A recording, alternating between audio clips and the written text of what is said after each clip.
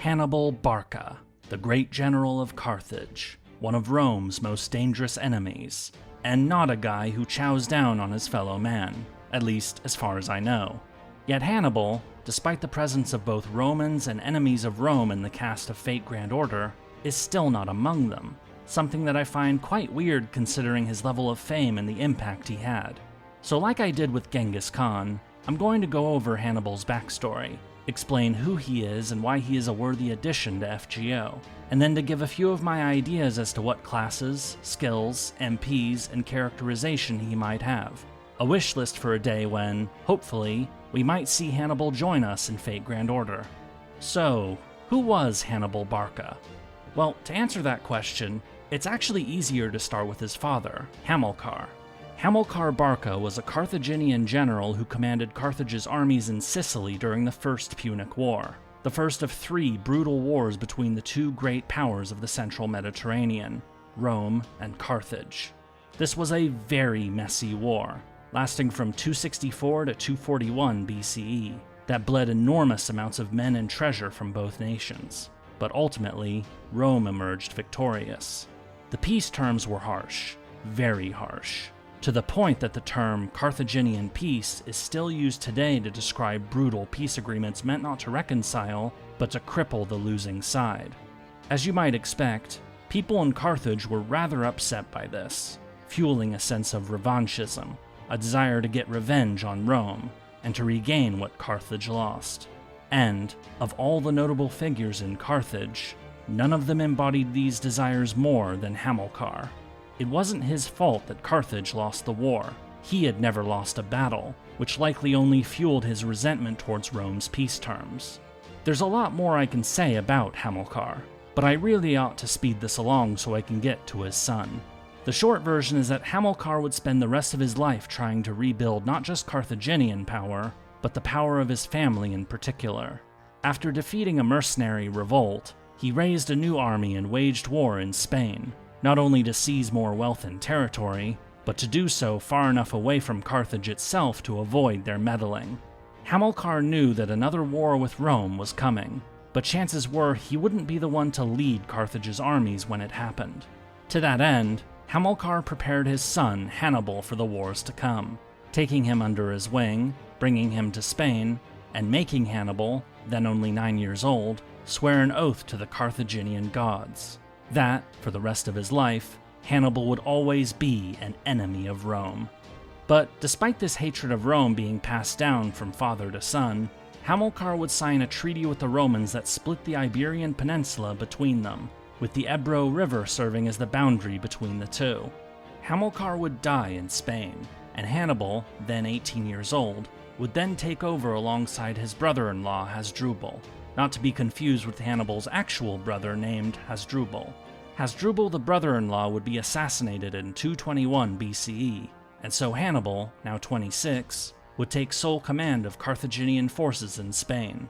But the Romans had started to become concerned with Hannibal's growing strength, and so signed a treaty with the city of Saguntum, a fortified city south of the Ebro River, and so within Carthage's sphere of influence. Hannibal, who had already been planning to take Saguntum to make sure it couldn't become an enemy stronghold in his rear, decided to attack, laying siege to Saguntum for 8 months before capturing the city in 219 BCE.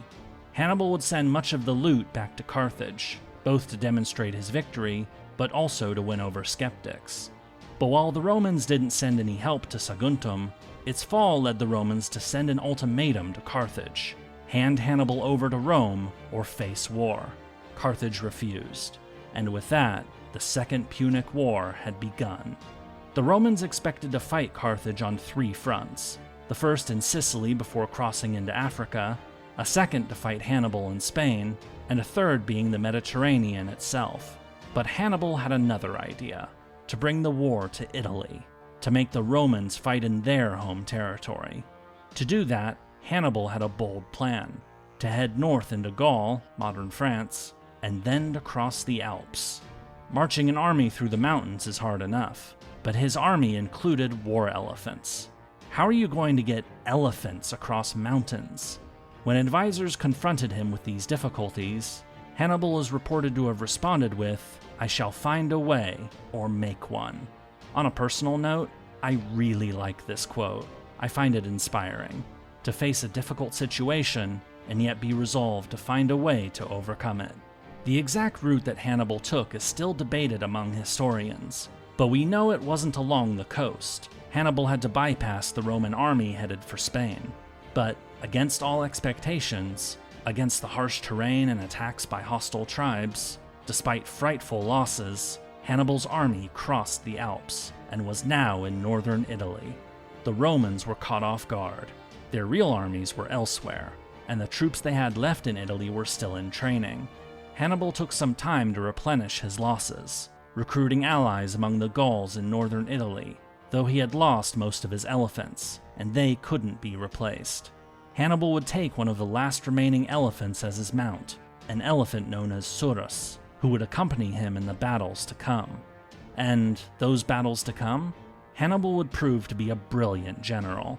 Despite being in enemy territory, with few allies and few opportunities to get reinforcements, Hannibal would repeatedly crush the Roman armies that were sent against him. In battles such as the Trebia and Lake Trasimene, Hannibal would use deception and trickery to lure the Romans into battle, only to spring a trap that saw much of the Roman army destroyed. But even compared to those two victories, it was the Battle of Cannae in 216 BCE that immortalized Hannibal as one of the greatest military commanders of all time. With an army of 50,000 men facing off against 80,000 Romans, Hannibal set up his army in a crescent formation, with his center being closer to the enemy. But those troops in the center? They were a mixed force of Celts, Gauls, Spaniards, and more. Several nationalities trusted to stand together even as they faced the brunt of the Roman attack. Hannibal put his best troops, the ones from Africa, on the flanks, tasked with holding their ground no matter what. Lastly was the cavalry forces of both sides, who would fight each other, then help their main army once the enemy cavalry was defeated.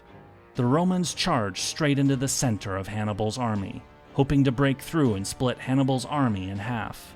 They had the numbers, and as the battle progressed, the Romans gradually pushed the center of Hannibal's army back. But they didn't break. This mix of nationalities kept fighting, encouraged by the sight of Hannibal behind them sitting atop the war elephant Surus.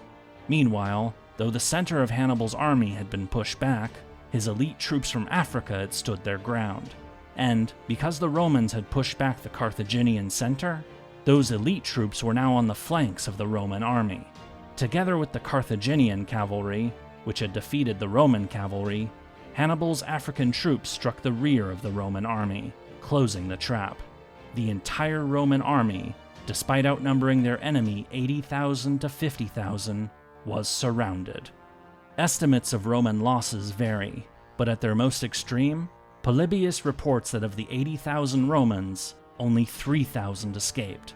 The rest were either killed or captured. Hannibal took losses as well, but nothing compared to what the Romans took. The Battle of Cannae is not only one of the worst defeats in all of Rome's history, but it stands out as one of the most brilliant feats of generalship in all of military history. Hannibal's tactics have been studied ever since, and they continue to inspire tactics in the present day. Over 2,000 years later, in 1991, during the Gulf War, the US-led coalition would crush the Iraqi army using tactics very similar to what Hannibal used at Cannae: lure the enemy to fixate upon the center, pin their army in place, then to launch a massive flanking attack to trap and destroy the enemy. Even in the modern age, the passage of 2,200 years has not made Hannibal any less of a genius. Cannae was not the end of Hannibal's story, but it was a major turning point. After Cannae, the Romans finally learned the critical lesson: don't fight Hannibal directly, because he will murder you. Instead, they stuck to the tactics of Quintus Fabius Maximus, attacking supply lines, harassing patrols, bleeding Hannibal's army through attrition rather than direct battle.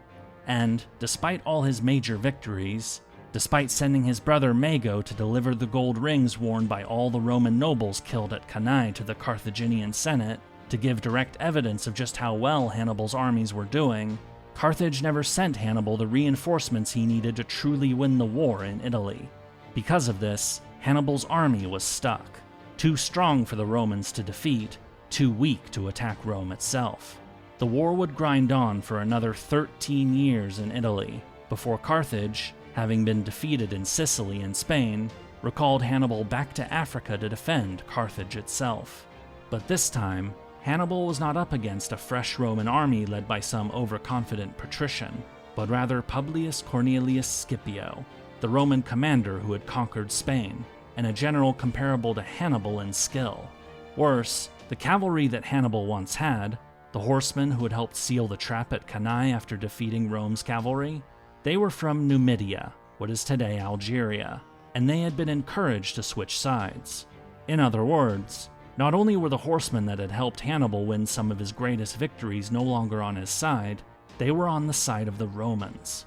Hannibal did his best against Scipio at the Battle of Zama in 202 BCE, but in the end, Rome's new cavalry force defeated the Carthaginian cavalry, then struck Hannibal's army from behind, giving Rome victory not just in the battle, but for the entire Second Punic War. Carthage would lose even more in the peace that followed, now effectively at Rome's mercy. Hannibal would try to help rebuild Carthage's economy, but Roman pressure forced him to go into exile to the east. He would then help the Seleucids in their conflict with Rome, acting as an advisor and helping them to build a fleet. But the Seleucids would be crushed at the Battle of Magnesia in 190 BCE, forcing Hannibal to flee again, first to Armenia, then to Bithynia. Finally, sometime between 183 and 181 BCE, Hannibal would die, aged between 64 and 66. One story is that he died from a fever, while another is that, upon hearing that the Romans were pressuring the king of Bithynia to hand him over, Hannibal decided to take poison, with his last words being, "Let us relieve the Romans of their anxiety, since it tries their patience too much to wait for an old man's death." Hannibal Barca was one of Rome's most dangerous enemies. He was like a boogeyman to the Romans. Apparently, the expression, "Hannibal is at the gates," would continue to be invoked long after his death, either as a warning of a coming disaster, or for parents to frighten their children into going to bed. It makes sense why Hannibal was so feared. In the time between the sack of Rome by Brennus in 387 BCE and the later sack by Alaric in 410 CE, a period of 800 years, no enemy of Rome came as close to destroying them than Hannibal Barca. Though he ultimately failed, Hannibal is remembered as one of the greatest generals of all time, whose tactics continue to inspire military leaders to the present day. So, how might Hannibal be portrayed in the Fate franchise? Well, as many people have brought to my attention, Hannibal already is in the Fate franchise, specifically in Fate Requiem. There's a few small bits of information, but my understanding is that Hannibal is summoned to take part in a tournament, only to be turned against his allies and is then put down. That's it. I don't even have art to show what he looks like. I couldn't find any. The best I have is an image of two other characters with an elephant in the background.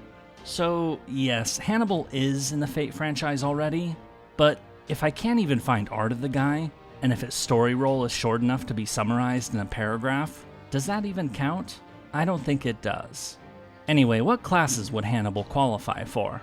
Well, the most obvious one is Rider, due to how famous Hannibal is for his use of elephants, with the elephant Saurus being specifically named.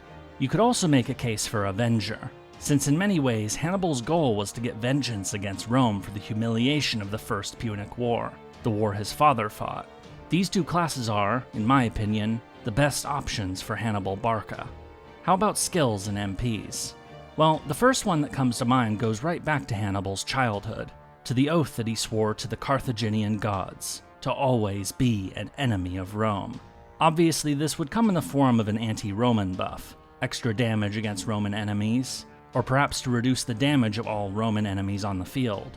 But one thing about this, Hannibal is not sometimes an enemy of Rome. He is always an enemy of Rome. Even Boudica, who had very good reasons to hate Rome, didn't always have those reasons, and she and her husband did work with Rome for a time. So rather than this being an active skill, I actually think this should be a passive. Make it something that is always there, rather than something you only get for a few turns. So I think that a passive called Enemy of Rome would be quite fitting.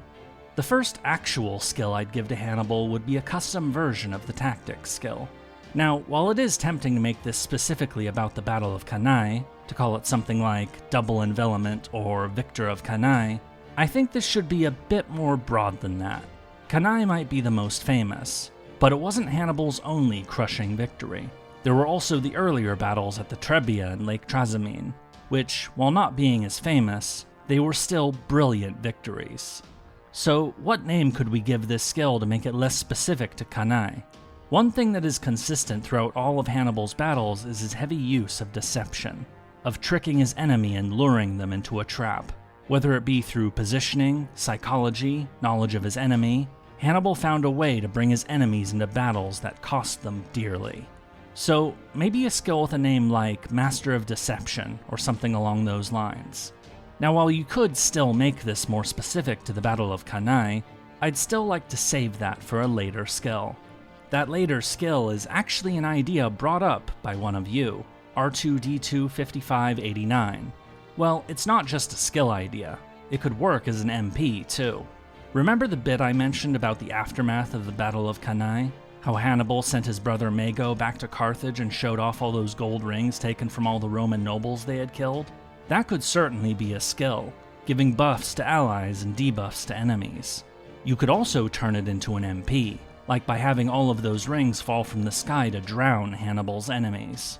Now, the exact count of just how many rings were brought to the Carthaginian Senate is varied. 200 is the number I see most often, but I've heard claims go well into the thousands. Personally, I'm more inclined to make this a skill rather than an MP. But the idea of drowning an enemy in gold rings, that could also make for a cool extra attack animation. Again, thanks to R2D25589 for this suggestion. Another suggestion came from Steven Choza, who specifically mentioned Hannibal's elephant Surus, the last elephant to survive the crossing of the Alps, which Hannibal took as his personal mount. Obviously, this elephant should appear with Hannibal no matter what. It's one of his main qualifications for the rider class. As for a skill specific to Surus, I'm thinking it could be a terror effect, similar to the RNG stun and defense reduction you see on servants like Abigail. Elephants are intimidating, and Hannibal himself is a fearsome opponent, so him getting a terror skill isn't out of place. Again, thanks to Steven Chosa for bringing this idea up. Another skill idea I'd like to propose is a unique charisma skill, something like Mercenary Leader or General of Mercenaries.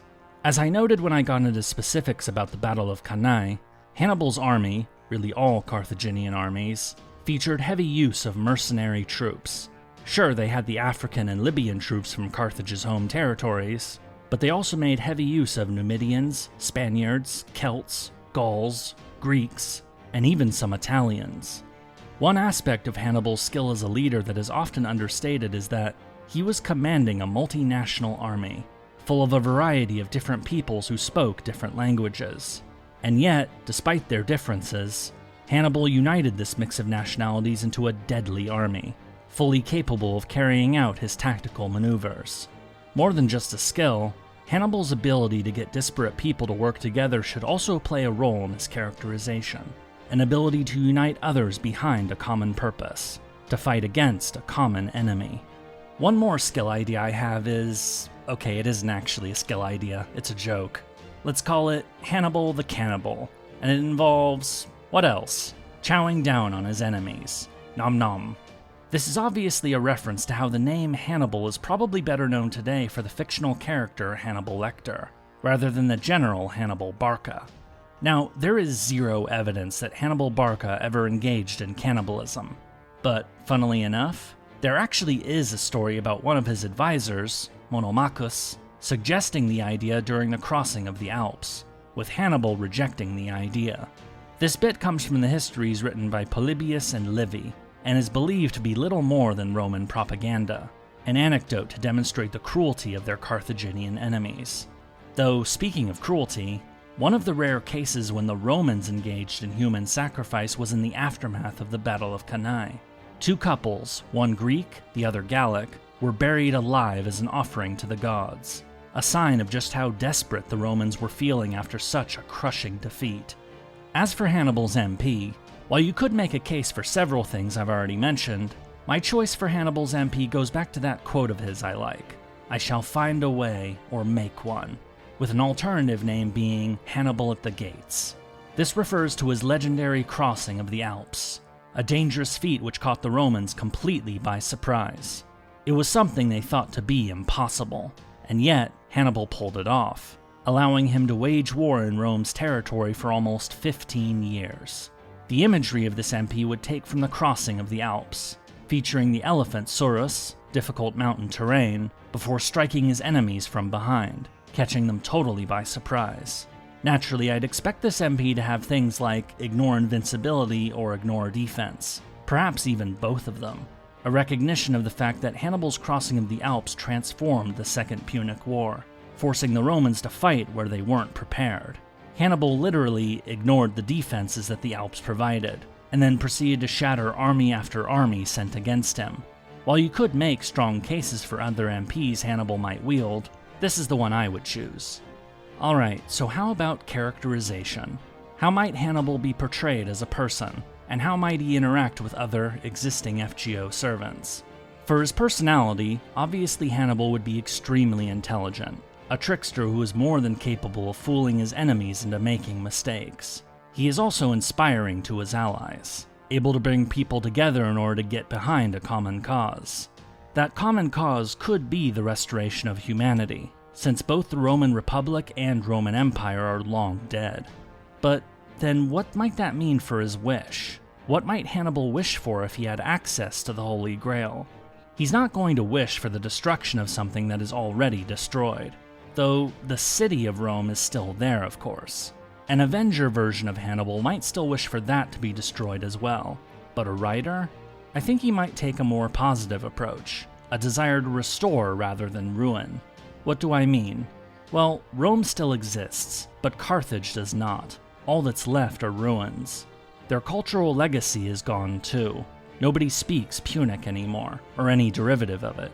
What remnants of Carthage and its language the Romans didn't destroy, the Muslim conquests did. Would Hannibal like to see a full restoration of Carthage to its former glory? Maybe, but a more modest wish might be the restoration of Carthage's libraries, all the records and archives that were lost in 146 BCE when the Romans destroyed the city.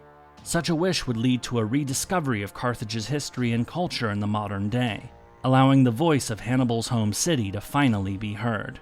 With such a wish, Carthage would still be gone, but its legacy would be revived, and people would be able to hear the voice of Carthage, and not just rely upon what their enemies said about them. That last point would actually affect Hannibal's characterization, since the things we know about him, they largely come from his Roman enemies, and they wrote many unkind things about him. Roman accounts tend to portray Hannibal as a cruel savage, who only held his army together out of fear of his wrath. This is challenged by other ancient historians, that while some of the things Hannibal did would be cruel by modern standards, like selling people into slavery, it wasn't unusual for his time. If confronted with this, I expect it would put the servant Hannibal in a foul mood, leading him to counter that while he gave proper burials to Roman consuls who were killed by his armies, the Romans made a point of sending him his brother Hasdrubal's head, bringing it hundreds of miles from where Hasdrubal was killed, then throwing it into Hannibal's camp. As for how he would interact with other servants in Chaldea, it probably wouldn't be a surprise to expect that Hannibal wouldn't get along very well with any Roman servants. He would likely still harbor some resentment, while the Roman servants would be more than a little wary of seeing their boogeyman in person. Remember that while none of the current Roman servants come from Hannibal's time, aside from Romulus, they almost certainly would have heard about Hannibal during their own lifetimes. But Hannibal wouldn't be without friends in Chaldea. First, there's the obvious connection to other characters who were enemies of Rome, like Boudica, Zenobia, and Cleopatra. But more than that, Hannibal wouldn't just have friends in Chaldea, he would have admirers, future military leaders who took inspiration from his deeds and tried to imitate them. The biggest example of this would be Napoleon, who not only tried to mimic Hannibal's battle tactics, but even did his own crossing of the Alps in 1800, a feat celebrated in one of the most famous paintings of Napoleon. And this bust of Hannibal? It's currently in a museum in Saskatoon, Canada. and it is believed that this bust of Hannibal was once owned by Napoleon himself. In other words, while it's safe to say that there will be a number of servants Hannibal wouldn't get along with, there would be plenty of others who would respect and admire him. Alright, I think I've made a strong enough case for Hannibal to be added to FGO. They would need to find a proper story to introduce him, of course. Either an event that they toss him into, or perhaps a meatier story that gives us some more characters from the ancient world. Actually, I've mentioned before that I've had my own ideas for how I'd rewrite the Septum Singularity, and Hannibal is a prominent part of what I have in mind. You know, I said I'd make a video about that in my Boudica video, and that was almost 2 years ago. Damn it. Does anyone still care about that? Let me know. That's all for this video. Let me know what you thought of it in the comments, or if you have your own ideas about how fate ought to portray Hannibal Barca. For the next video in this series, we are going to move east, to another nation that has yet to get a servant in the Fate franchise. Not only that, but this character is a naval commander, something we don't have very many of. We do have a lot of pirates, but very few admirals. The person I have in mind is one of the greatest admirals of all time, who, even when outnumbered more than 10 to 1, still managed to achieve victory. A man who gave everything he had to his nation, even when that nation turned against him time and again. The national hero of Korea. That should be enough of a teaser for you. Until next time.